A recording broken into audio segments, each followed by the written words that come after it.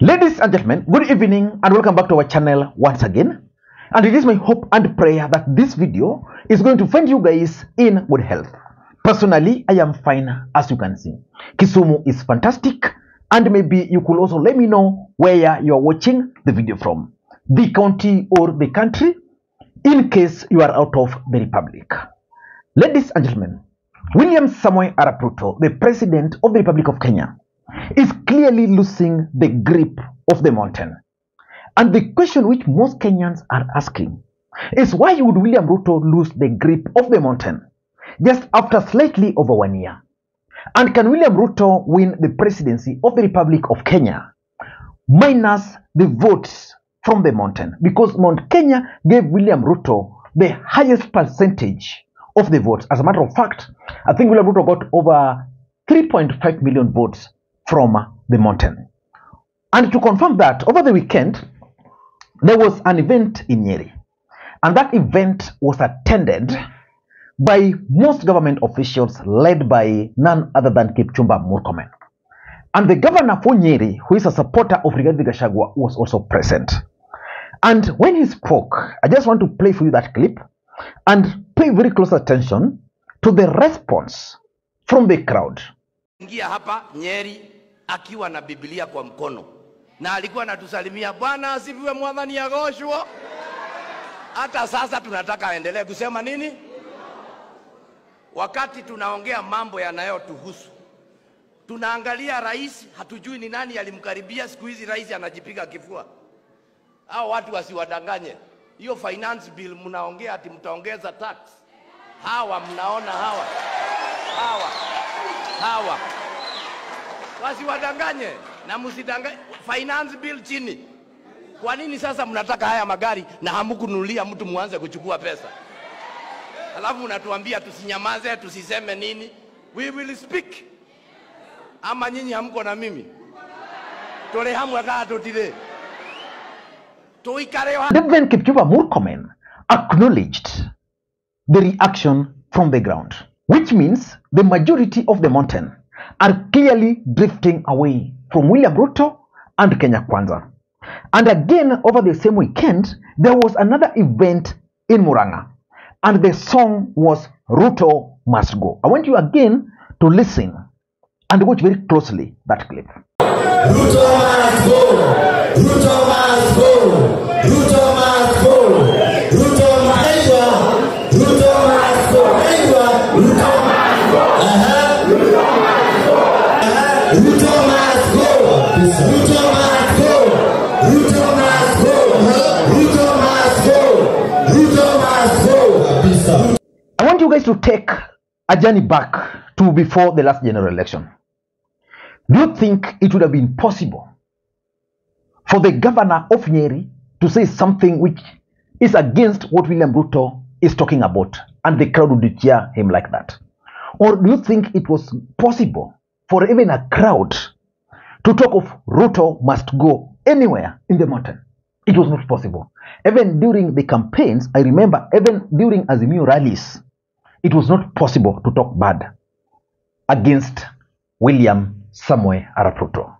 So the question is, why is William Ruto losing the grip of the mountain?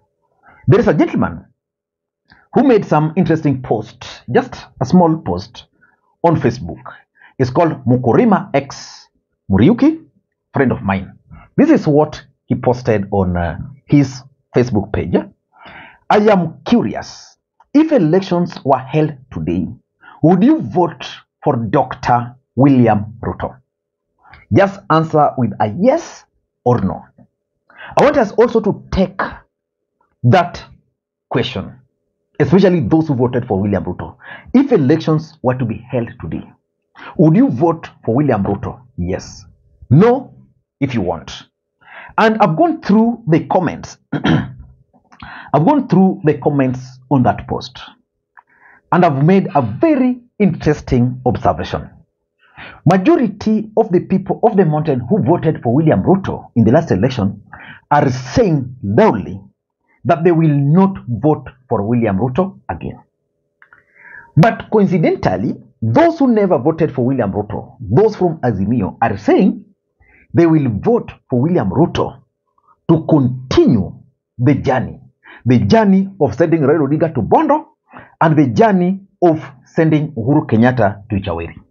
Very interesting comments there. If you get time, you can go and read through the comments on that post. Of course, just like I was asking you guys, please on this platform also let me know whether you would vote for William Ruto, yes, in the comment section, or no, in the comments section if you want vote for William Ruto. So in this video, I want us to figure out why the mountain is drifting away from William Samoei Arap Ruto.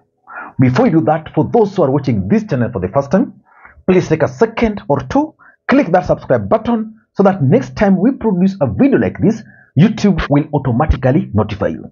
And to the subscribers, I want to continue thanking you guys for your continued support, because without that support, this channel cannot be where it is. Ladies and gentlemen, without further ado, allow me to dive in. And by the way, today Parliament was on fire. It seems William Ruto unleashed his team to attack Rigathi Gachagua. I want to play for you these clips, just short clips, the attacks which were actually directed at Mutahi Kahiga and Rigathi Gachagua in Parliament by William Ruto allies. Said. And Honorable Speaker, if you look at our Constitution, anybody who engages in utterances that are against national values, that are against their national interests, anybody who makes utterances that appear to divide this country along how people voted, the tribal lines, those are grounds for impeachment, Honorable Speaker.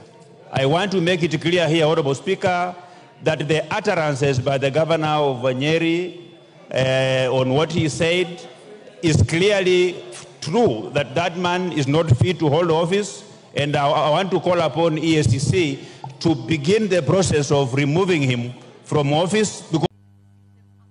Is the Deputy President entitled to use of military aircraft?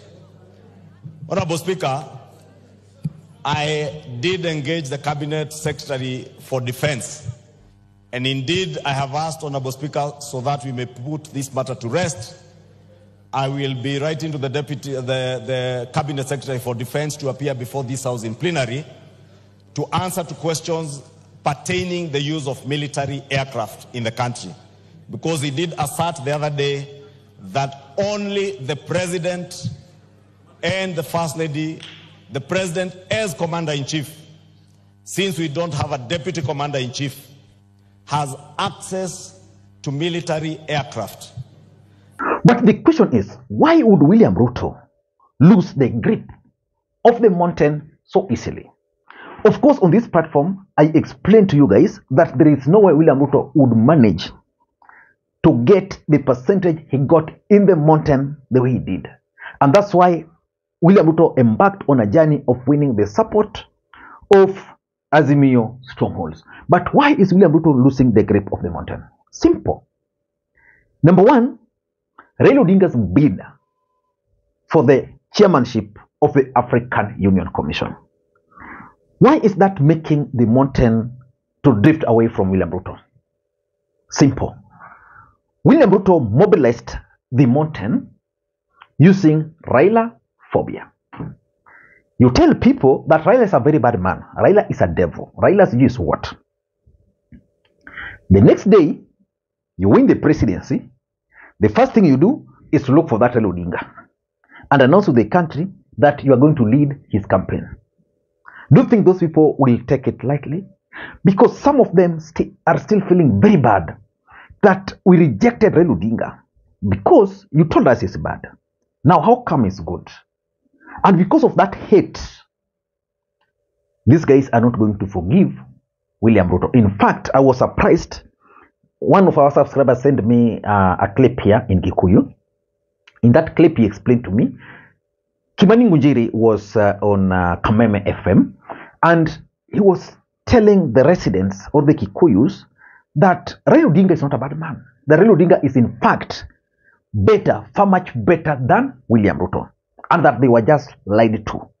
They just wanted Ruto to win. But in general, if you are to take Raila this side and Ruto this side, Raila is much better. That was Kimani Ngujiri.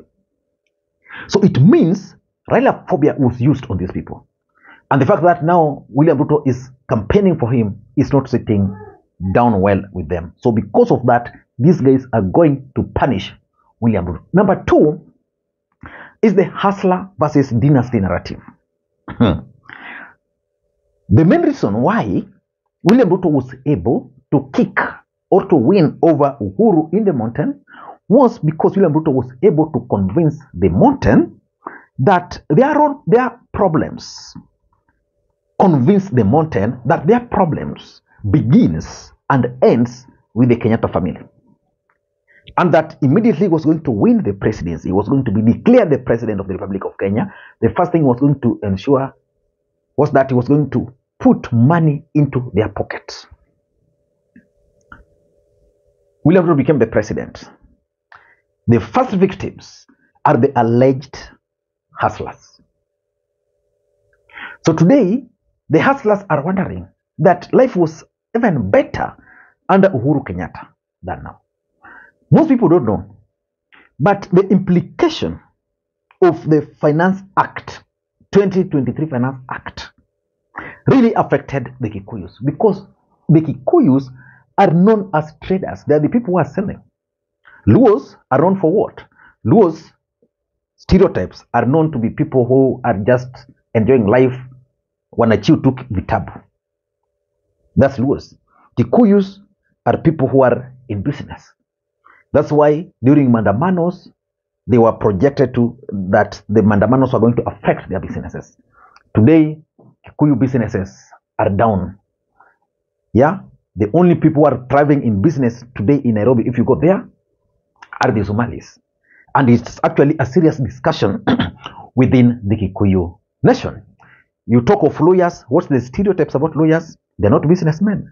Kazi yao ni kuwa watchmen. And kuwa what? That's the stereotype. What about the Kalenjins? Farmers. Kikisis are stereotyped to be a bit of traders. But the Kikuyus are the biggest losers. So that hustler narrative, gone. Number three, and this is something which is now emerging, the fear of being isolated. I've been reading comments. I've been paying very close attention to the political development in the mountain. Most of them fear and believe that whatever is happening in the country today is part of a wider strategy to isolate the Kikuyu nation from the rest of the country. 41 verses 1. And that's why in the post by Muriuki, I told you to read the comments. Most of those who supported Raila Odinga are saying they are going to vote for Ruto to punish Raila and Uhuru. So basically, in short, there's the fear in the Kikuyus that they're being isolated from government because these are shareholders. These are people who voted for this government. They sang. In fact, if there's any place where people sang, in the mountain. Today, if you follow Oscar Sudi and what he's posting on TikTok or on Twitter or even on Facebook, and you take another member of parliament from the mountain, what they are posting, totally different. Oscar Sudi ni sherehe. Anapiga sherehe mbaya. In the mountain, watu wanaklia tu. Ni kilio cha haki. I don't know whether ni kilio cha haki or not. Yeah? So because of that fear, the Kikuyu will try to group and dump their vote in one basket. And that's why I'm really worried about Kalonzo Musyoka. Kalonzo Musyoka is best suited to take over the mountain. Number 4, I don't know this number. Number 4 is the expectation. What was the expectation of the mountain? You see, they were lied to, so their expectations were here. Now, William Ruto came into power, then the reality kicked in. Their businesses started going down, the cost of living, everything coming down.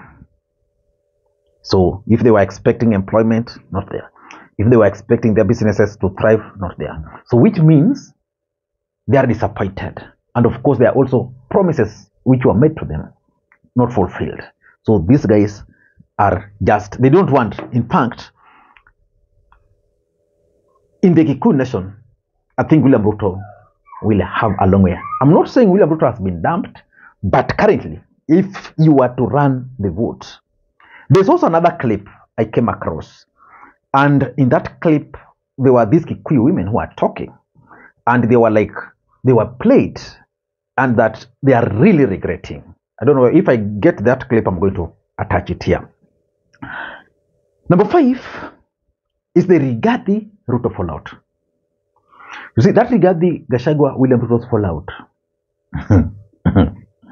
is what is going to destroy William Ruto's presence in the mountain completely. You know why?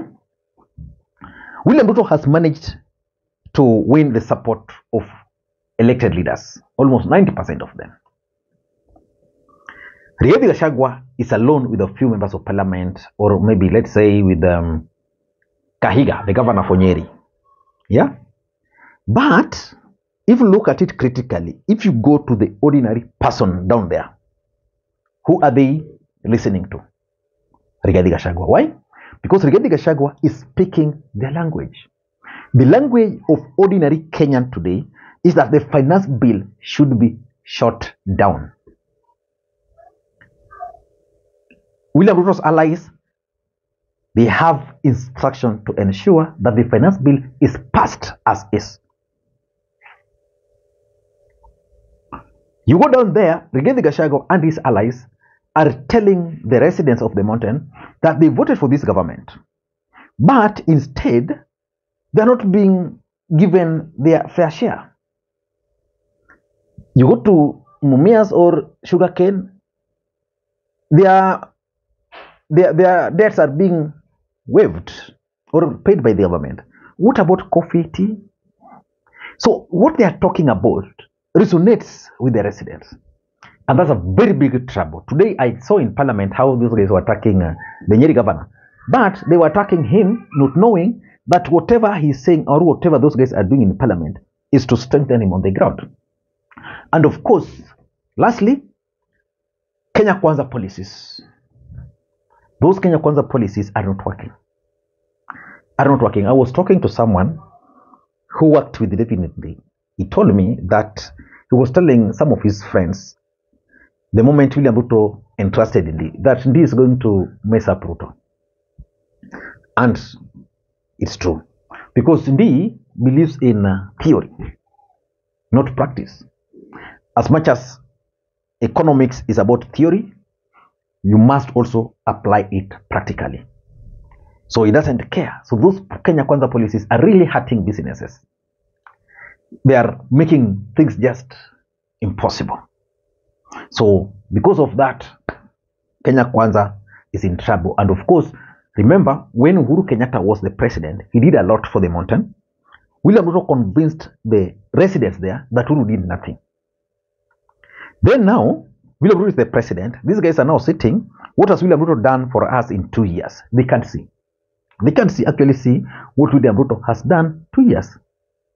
They are not seeing. But they're seeing stalled projects which Uhuru Kenyatta started. Major projects. So they are wondering, Uhuru hakufanya kazi, but he left this one was under construction. He left that under construction. He left that under construction. All of them are stalled. What's happening? Guys, I don't know what you think. Until next time, this is Lee Makwiny. Bye-bye.